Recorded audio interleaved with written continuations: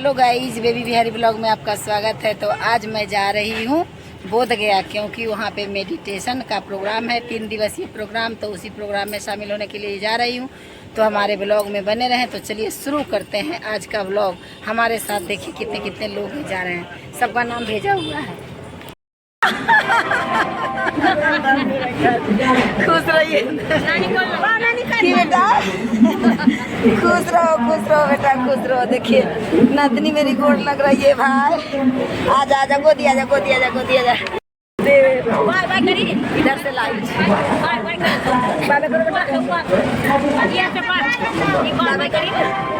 चलो, आप टेम्पू बैठेंगे, आराम से खाना खाएंगे।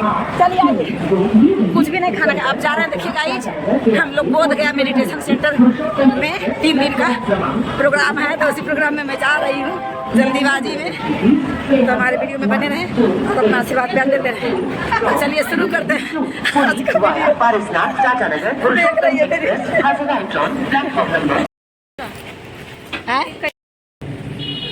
देखिए इसी टेम्पू पर बैठ करके जा रही हूँ बोध गया। बोध गया का ये रास्ता देखिए गाइस। तो मैं महाबोधि सांस्कृतिक केंद्र बोध गया में आ गई हूँ। ये बुद्ध सांस्कृतिक केंद्र बोध गया में पत्री जी बोध गया ध्यान महायज्ञ 2024 का शुभारंभ होने वाला है। अब आज ही से शुरू है। तो मैं इसी में प्रवेश कर रही हूँ। इसी प्रोग्राम में मैं आ गई हूँ। देखिए सब लोग अंदर में गए हुए हैं। चल आई कार्ड यहाँ बोले लेने के लिए, बनाने के लिए बोले हैं।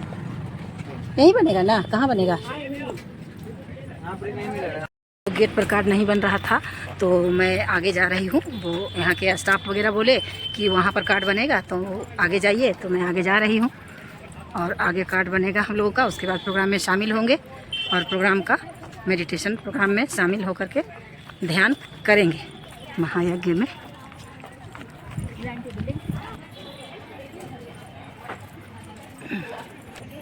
देखिए धीरे धीरे कैसे नतनी मेरी चल रही है। दौड़ो रे बेटा, दौड़ो दौड़ो दौड़ो दौड़ो। रजिस्ट्रेशन काउंटर यहीं पे है, यहीं पे कार्ड बन रहा है। देखिए हमारी बहना, ये हॉल में घुसना है। खाना का लाइन है, सब लोग खा रहे हैं। लंच का टाइम हो गया है।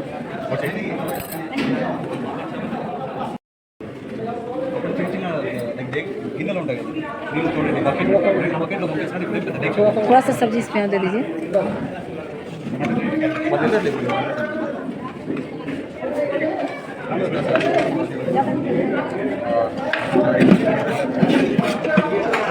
देखिए गाइस, तो खा पी करके तैयार हो गई। यही हॉल में खिलाया गया खाना, यही खाना का स्टॉल यही लगा हुआ है। तो हम लोग खा पी के तैयार हो गई हूँ और जा रही हूँ हॉल में, मेडिटेशन सेंटर में। अब हॉल में जा रही हूँ मेडिटेशन के लिए। वो हॉल में लगा हुआ है यहाँ बुक।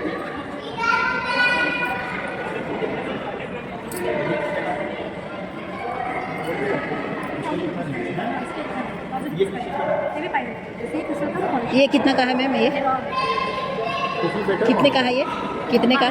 1200। नहीं, मेरा चैनल चलता है इसलिए। चैनल है एमआई से, नवादा से।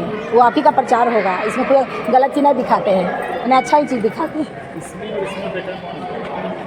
देखिए स्टॉल में लगे हुए हैं।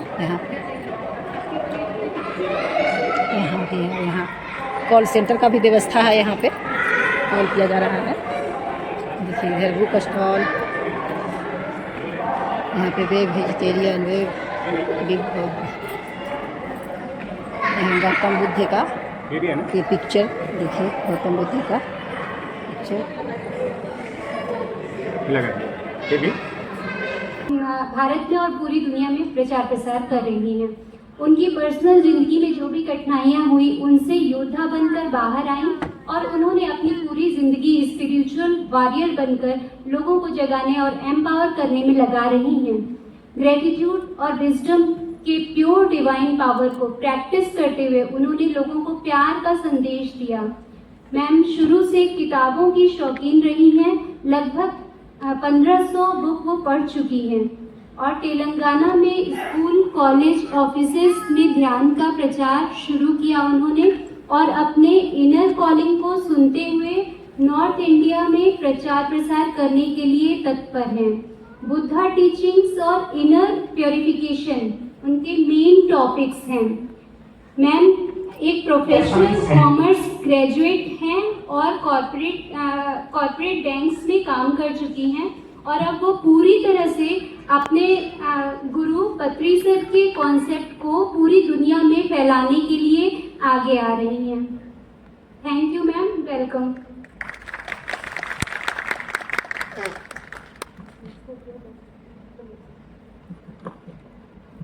Thank you. सभी मित्रों को मेरा प्यार भरा नमस्कार। तो वैसे तो जो परिचय है वो बहुत पुरानी हो चुकी है, तो अभी तो ध्यान में आने से पहले मैं जैक ऑफ एवरीथिंग थी, मास्टर ऑफ नथिंग। अभी मैं पिरामिड मास्टर बन गए, सिर्फ मास्टर हूँ। और इसके लिए पिता महाबद्री जी को मैं हृदय से धन्यवाद देती हूँ, क्योंकि जीवन के हर एक प्रश्न का समाधान जिसके पास रहते हैं, जो ढूंढ लेते हैं, उसी को मास्टर कहते हैं। और वो मार्ग हमारे गुरु पिता महाबद्री जी हमको बताएं। तो जोरदार तालियां फ्रेंड्स।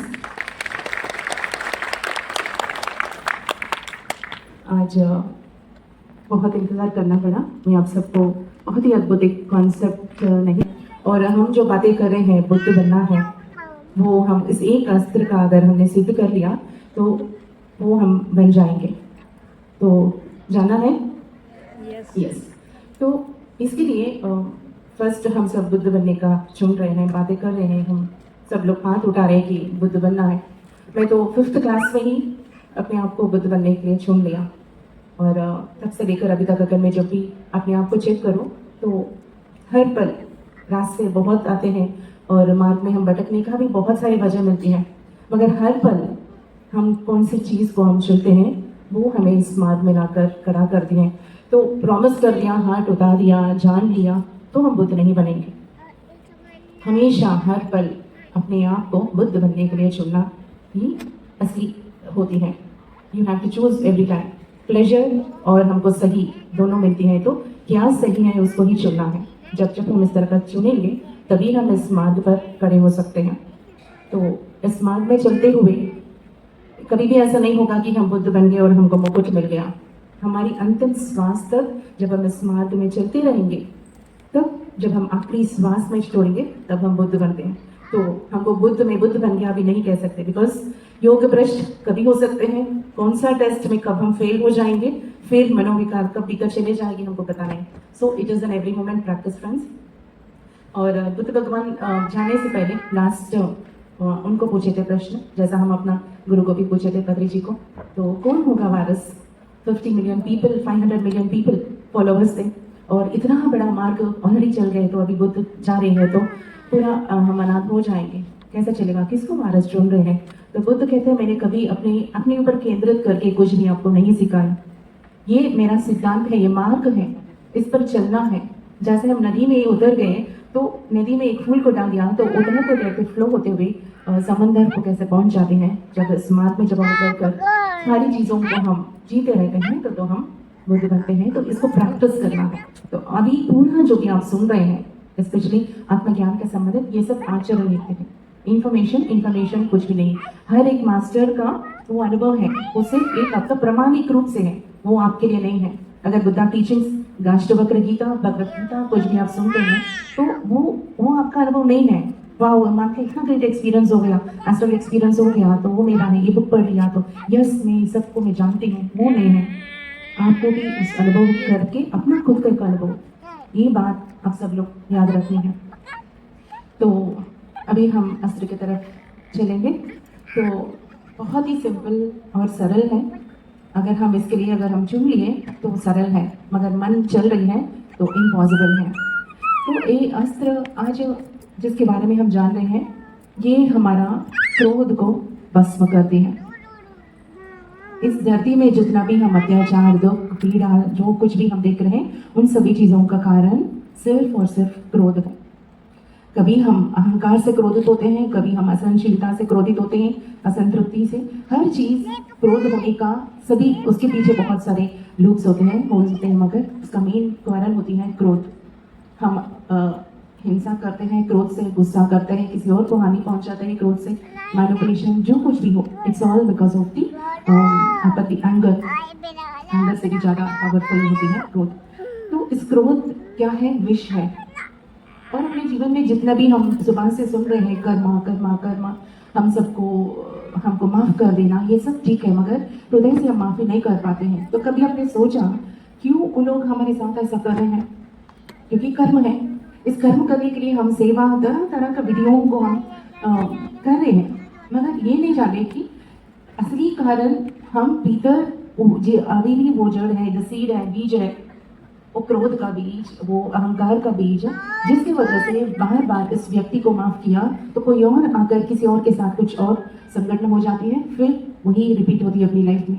उस व्यक्ति को माफ किया तो कोई और आ गया, उस व्यक्ति के साथ रिलेशन सही हो गए तो कोई और, या इस व्यक्ति को छोड़कर बचकर किसी और के पास गए, फिर भी पैटर्न्स रिपीट होते हैं अपने जीवन में। क्यों हो रहे? क्योंकि हमारे भीतर इस बीज जो है, क्रोध, अहंकार, हमारी वासनाएं, हमारी दुख का कारण, हमारी जो सही नॉलेज, इग्नोरेंस, अविद्या, इन सभी चीज़ों के कारण हो रही है।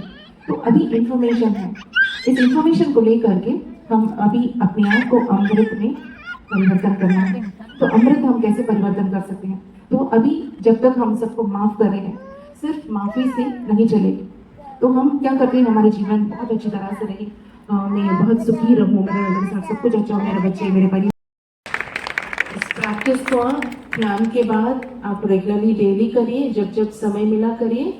कोई आकर बुद्ध को पूछा है, बुद्ध दोनों शिष्य बात कर रहे थे, एक शिष्य को तो ये सिद्ध हो गया, कोई आकर पूछा कि मेरा ये सिद्ध नहीं हुआ है, मेरा सभी लोग ऐसा ही मेरे ऊपर क्रोध कर रहे हैं, सब हानि पहुंचा रहे हैं। इसका मतलब ये है अभी हमारा ये मेट्टा, लविंग काइंडनेस सिद्ध नहीं हुआ है, अभी भीतर सिंक नहीं हुआ है। इसको हम करते रहेंगे तो हृदय परिवर्तन होगी। ठीक है, थैंक यू।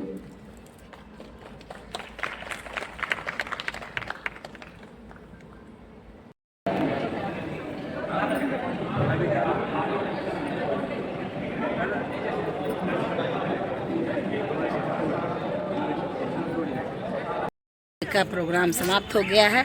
अब मिलते हैं अगले ध्यान महायज्ञ में। तो कल का ब्लॉग अलग से दिखाएंगे आप लोगों।